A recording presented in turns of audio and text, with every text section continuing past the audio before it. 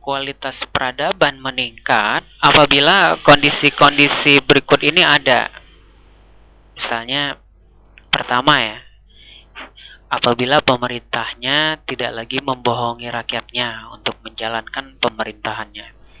Ia jujur dan punya sifat melayani.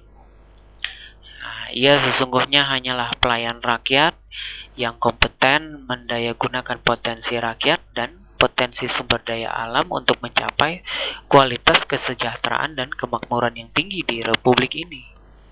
Nah, ia tidak mendayagunakan politik untuk berbohong licik, untuk memain-mainkan kenyataan.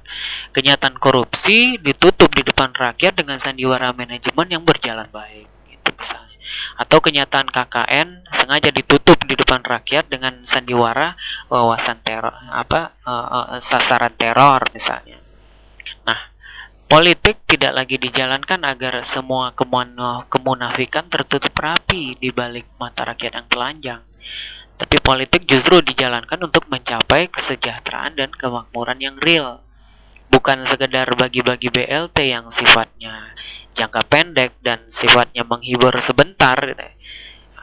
Kedua, apabila rakyat jarang yang sakit, dan apabila sakit, kualitas pengobatannya sangat baik. Orang miskin dan orang kaya sama-sama diobati di dalam rumah sakit berkualitas yang dibiayai pemerintah, terus juga gratis.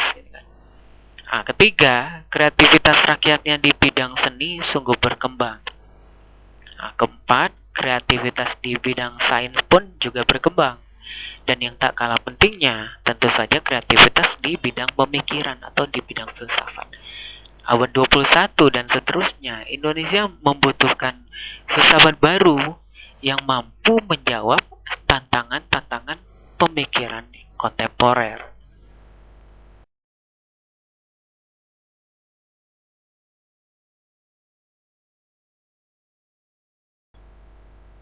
Banyak cara. Salah satu cara adalah pendidikan.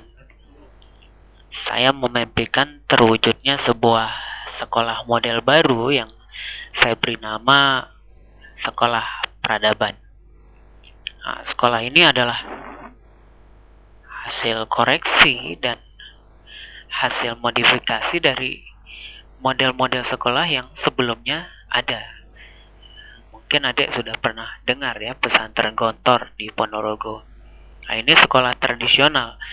Di dalamnya diajar tradisi Islam atau ajaran-ajaran Islam tradisional.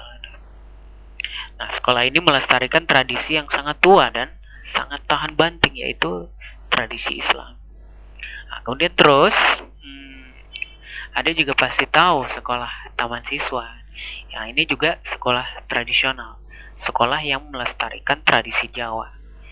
Lalu ada juga tahu sekolah Impres atau sekolah negeri kan? Sekolah yang didirikan dengan biaya negara. Sekolah ini sekolah bermodel modern, sama dengan sekolah Pelita Harapan. Nah, sekolah peradaban yang saya dambakan itu adalah cangkok dua model ini, modern dan tradisional. Dalam bayangan saya, di sekolah ini nanti diajar di dalamnya bukan hanya satu tradisi spesifik, misalnya Islam atau Jawa, bukan, tapi semua tradisi yang pernah ada di dunia dan di sini.